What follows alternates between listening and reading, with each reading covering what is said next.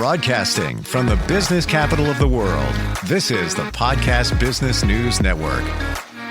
And welcome back, everybody. This is another edition of Deceased and Assist. And there's going to be coming a time in your life, if it hasn't already happened, where you need to make a decision on a funeral home. It's part of life. It's part of life. So making that decision is important, especially with the difference between family-owned funeral homes and corporate-owned funeral homes. There's a big difference. We're going to dig into that today with the owner of a family-owned funeral home, actually two, in New Jersey. And she is Geri Oliverie, and she joins us once again here today. How you doing? Good. Hi, Steve. How are you? Very well. Very well. It's good to have you back here. Let's go right there. What does family-owned mean, and who can actually claim that? Well, family-owned means pretty much what it says. It's owned maybe by a new funeral director like me. Well, I'm first generation, but it could be second or third generation. That doesn't take away the status of family home just because it's been passed down. But then there's big corporations or LLCs, and the primary members are really stockholders, not family, right? So they're on the stock market. They have a CEO, maybe no background in the funeral industry, worried about just corporate profits, not the families that they're serving. And they don't get the whole concept of a 24-hour business and stuff like that, right? So these corporations are really large. And some of the previous owners will stay on to give the illusion that they're family owned, because when the big corporations buy them, they don't want you to know that they've taken over. They want that illusion. So they sign a contract to stay on maybe 5 to 7 years. So that's pretty much the difference. Whereas family owned, you have a little bit more personal insight. We're here for you. We're 24 hours. You're not getting an answering service. You're getting me. I answer the phone like every other family owned funeral home at 2 a.m. It's my husband or my son who goes out to the house or the hospital, not somebody on staff that may be rotating and they could be an hour away because they don't live there. Like, I live in my funeral home, I live there. So it's interesting. I like it a lot. My children have a lot to say about that, but that's okay. but it's become your lives. And I mean life for all of you guys. It's become a way of life, serving and helping others, no matter what time of the day it is. Right. And also, I have to believe there's a personal stake in it, where it's corporate owned. They're hiring a staff. Are they really, they got a manager, they got a funeral director or two. Are they really taking pride in what they're doing? Are they watching things, the finite little details that you only get to take care of once when somebody passes? Right. You can't redo a funeral. No. You can't redo it. There's no do-overs. And so they have good days and bad days. I can't say they do a terrible job, but their employees have good days and bad days, right? Whereas I have to have a good day every day because I have to build on my reputation. So like my children started out when they were really young, they would clean, they would do laminating, they would do the garbage, they would do the vacuuming until they got old enough to drive. And then they started doing transfers from the homes to here with my dad and my husband and stuff like that. So it was, they grew up with it. So they know nothing else, because people will say, how is it living above a funeral home? And I'll say, well, they know no different. Since they've been born, they live above a funeral home. Mm-hmm. So this is all they know. What they miss, they get over. They don't have trampolines. They don't have pools. But you know what? They learn to ride bikes faster and skateboard and everything else because we have a huge parking lot. So there's pros and cons to where you live. I don't have to worry about neighbors with children and disappearing and I can't find my kids. Where are they? There's nobody. I live on the highway. They're home. They're home. They can't disappear except to their room. which I can pretty much hunt them down. So that's not hard. We have an intercom. So there was another thing that made being family owned so great because I had an intercom and I can say to my children, lower the TV or just stop jumping around. We have a service or, can you please move the laundry? Can you please start the oven? So there's so many advantages. We're in the community. We're in the school system. We're at the school board. We're at the football games. We're at everything. So we're involved. We go shopping. Sometimes I go shopping 9 o'clock at night because if you go any earlier, a 15-minute shopping trip takes an hour because somebody is going to see you and start talking to you, right? You've become a fixture of the community, and you're not a restaurant, which is fine. No. You family-owned restaurant, fantastic. Love them. However, you provide a service at some of the most fragile emotional times that will ever come about in somebody's life. And you're there. And by the way, when we say family-owned funeral home, it is a home. To me, it is. I live there. Well, yes, but why do we call it a funeral home? When you're going to a service, you want to feel like you are home. Somebody is, right. If you want to look at it religiously for some, somebody is going home again. So there's a lot, in that word right there. Can you, Geri, can you give us the scenario of, let's say, corporate takeover and what that could possibly look like? So when the corporates take over, they'll keep someone on for the illusion, but they automatically raise prices, negotiate volume discounts that the family owned can't because we're not doing that volume. So to give you an idea how big these corporations are, SCI, which is Service Corporation International, own over 3,000 funeral homes. Wow. So when you own over 3,000 funeral homes across the US and maybe part of the UK, you are getting a volume discount on things, but you're not passing it on to the consumer. They're keeping the profits because they raise the prices. And then we can't lower our prices because we can't compete. We're not selling 5,000 caskets in a year to get a volume discount. And then some of them do hostile takeovers. They go into contracts to buy the funeral home, and if they know you're in a little bit of trouble or a little bit of finances, they drag it out so that you fall into arrears, and then they start renegotiating on you and they do a hostile takeover. Wow. And that happened to a funeral home in Mississippi, and the movie is out on Netflix. It was in 1999. It was with the Lowen Group, another very big corporation. And that family did eventually sue and win. It took many years, but they got millions of dollars. And he got to keep his 3 funeral homes and move forward, where he wanted to sell because, like some of us, it ends up being our property is more valuable than it is as a funeral home, because we're like, I'm on a corner of 2 highways. That's valuable real estate to somebody else. So he thought, well, I'll sell. I have no one to give to, no legacy.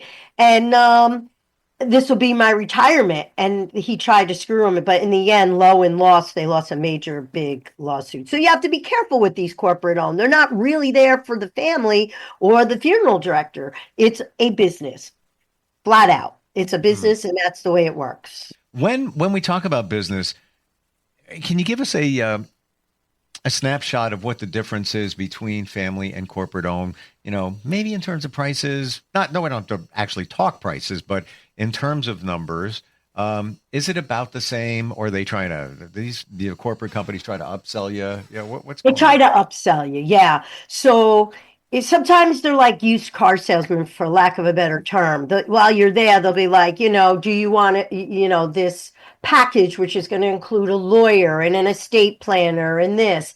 And then, we have grief in there. So, you could buy this for $250 as a package. Meanwhile, a lot of this you could do on your own. Like, I have grief for free. We send out email saying, join the grief program. There's these local ones. There's ones at the church, ones at the hospital. My daughter's a licensed therapist. You could join her. You could join, I have one online, which is, by phone. You could do that one for free. They're all free. And the same thing, like I'll give them the advice. I give them the surrogate book. I give them all that stuff. So I don't upsell. I help them. If they need help with the insurance, whether they're using the insurance to pay me or not, I'll get the claim forms. I'll fill it out for Wow. them.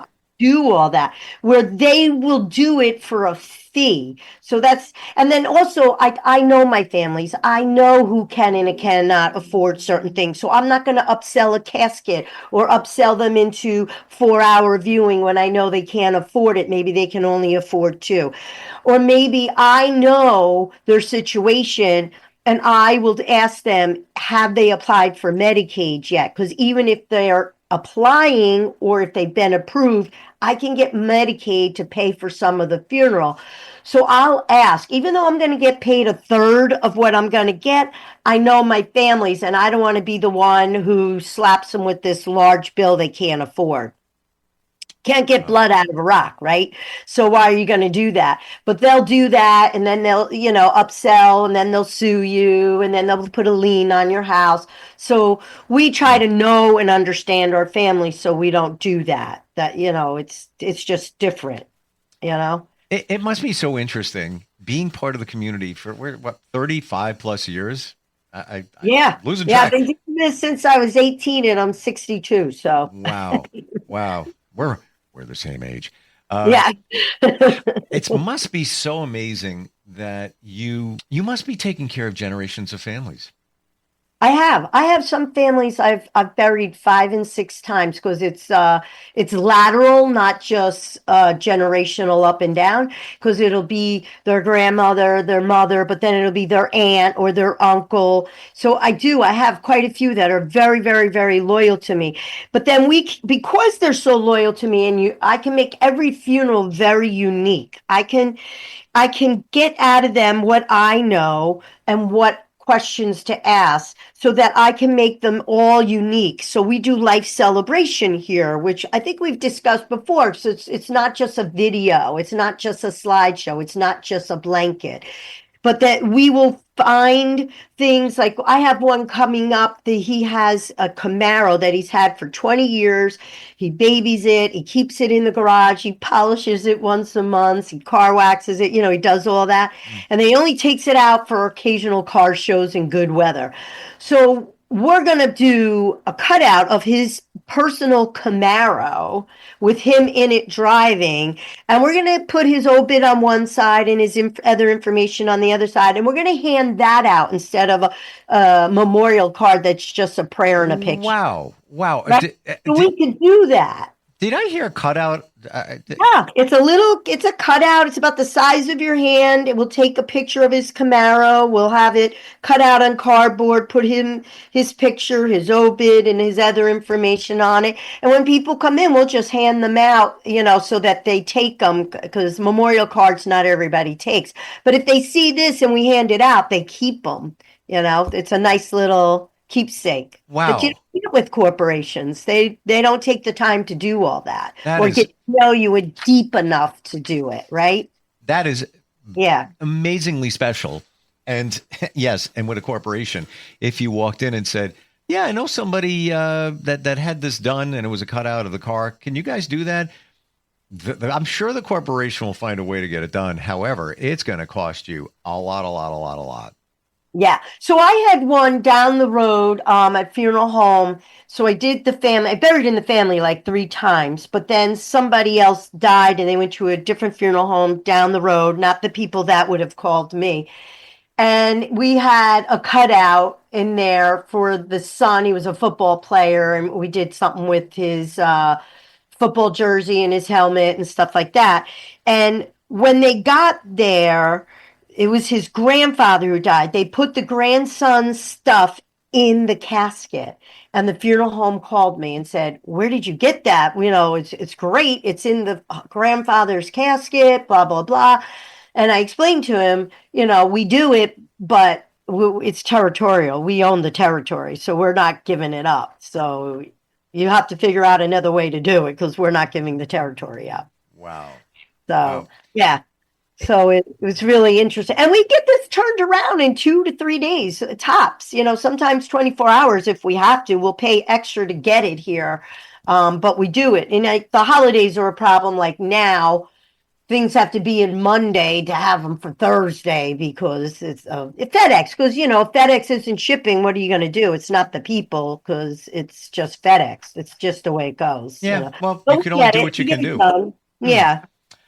What other thoughts in terms of family that maybe we haven't seen, you haven't talked about? My family being family owned.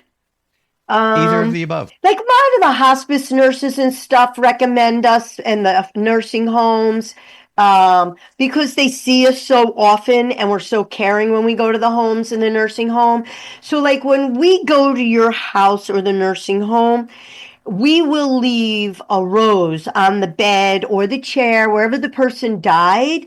We will leave that there so that when you come back into where your loved one is, and we've already folded all the sheets, the pillowcases, and the blankets, and we made a nice pile, that you see this rose there representing your loved one, and that Wow. it's not so sad to go in and see this empty room. Right. So we Wow. do things like that. And then when we leave the house, instead of just a stretcher with, the plastic or burgundy blue bag, that usual bag that you see like on TV. Hmm. We'll put like for the ladies, we'll put a quilt on. If it's a gentleman, we'll put the flag on, so that when you leave, there's a little representation of that person's life, not just somebody in a bag.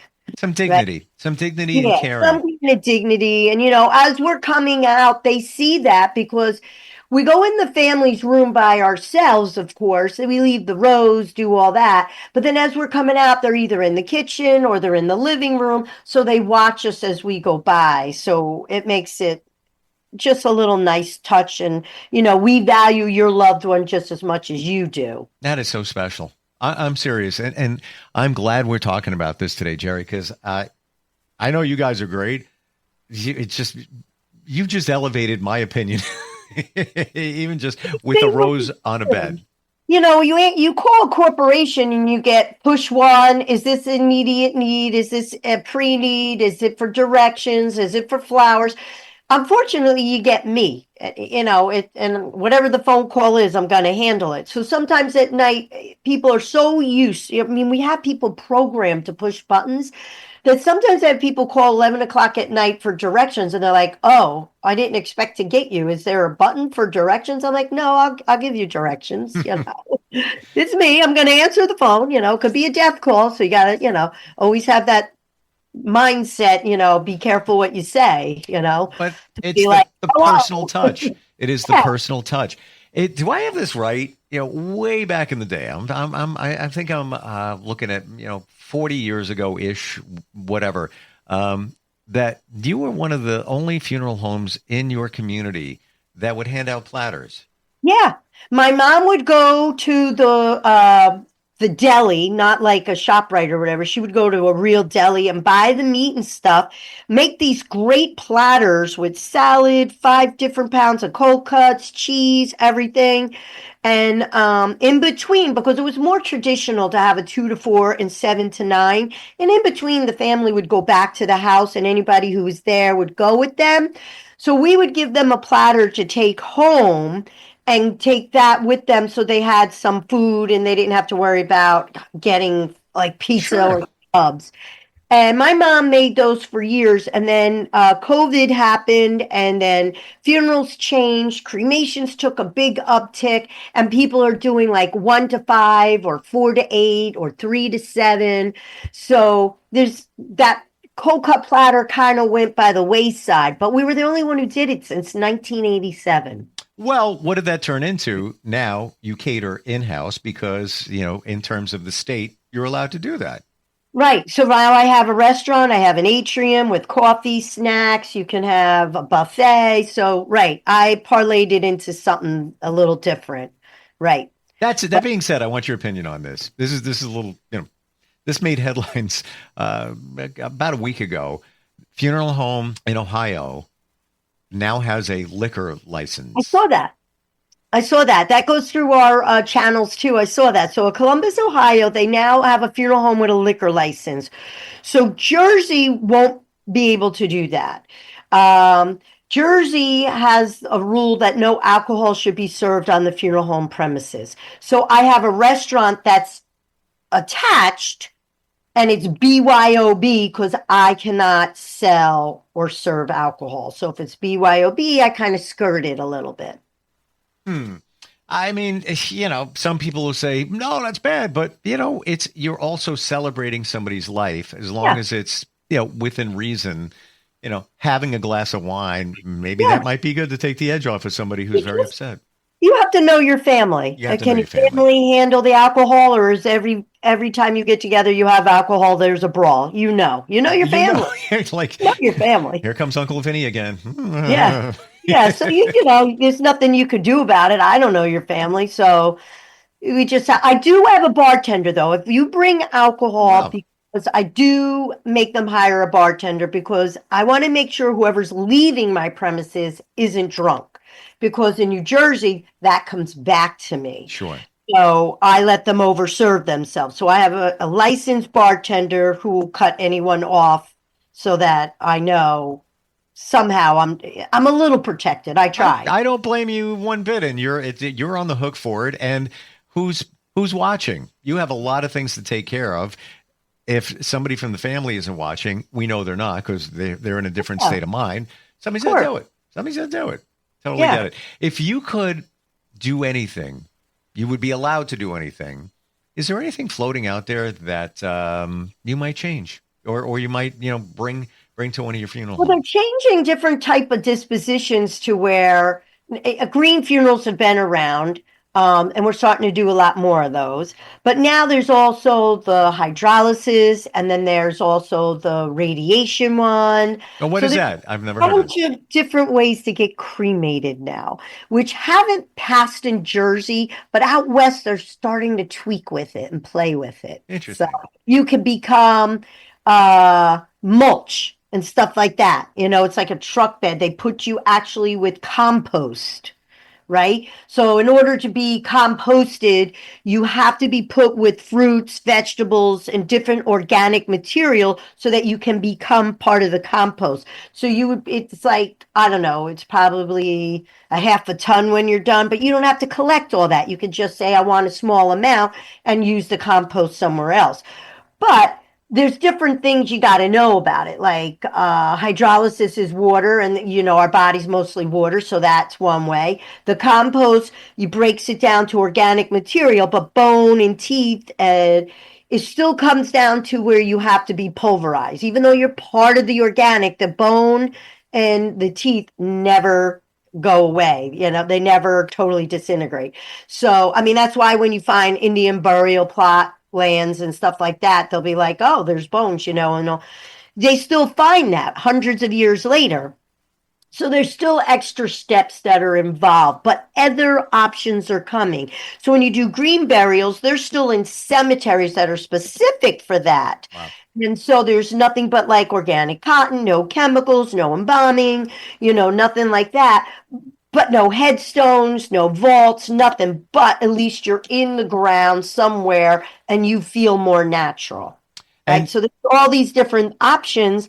So as it continues, you say, how can I get into that? Right? How can I offer that? What's it going to cost me? What's involved? just for Well, license. clarity, and maybe to answer the question that nobody would ever get a chance to usually ask, in the cremation process, the urn that you get with the ashes, I'm going to say it, the teeth, bones, and everything are strained or filtered out, right? That's not part of it. Well, it is part, but it goes into a next step. It goes into a thing as like a size of a desk and it gets pulverized. Okay. With a blade, right? So it gets pulverized into smaller. What you don't get is metal. Anything they can remove with a magnet is removed with a magnet first. So if your fillings have metal or gold, which has some metal, they're coming out with a magnet. If you have something in your arm, your leg, or screws or anything, that all gets removed. So the bone will be pulverized. Your clothing, of course, is burned. And then if in New Jersey, we have minimum alternative containers that have to be required. So some don't have that. You can go in a sheet. We don't. You have to be in a minimum cardboard or, presswood container. And that is also part of your cremains. Wow. Learned a lot today. I see you're fantastic. Your family's fantastic. But I see you in, like I said previously, in a different light in terms of that loving, compassionate, personal touch that you guys offer. Wonderful. Yeah. 2 locations. Where are they in New Jersey? In Manchester and Jackson, New Jersey. Mm-hmm. Jackson, New Jersey. Isn't that where the amusement park is? Great Adventure. Yes, thank you. Yeah, it's about 7-8 miles away. Yeah. I'm in New York, but I always hear. Well, I grew up in Jackson, so that was my first job at 16. Oh wow! And I get back there maybe every 2 or 3 years. Geri, fabulous talking with you today. Thanks for all the insight and everything. You're welcome. Everything your family does for the community, and Happy New Year, by the way. Happy New Year! Thanks a lot. All right, we'll talk soon. We'll be right back. All right, bye.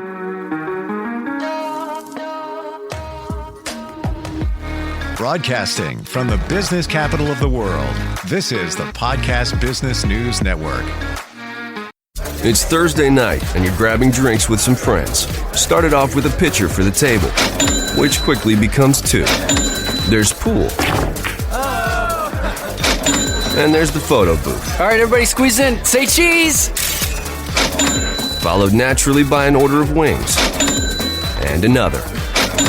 Can we get some extra ranch sauce? Then there's the ceremonial nightcap. So what are we doing this weekend? And lastly, it's back to the car, which, if you're buzzed,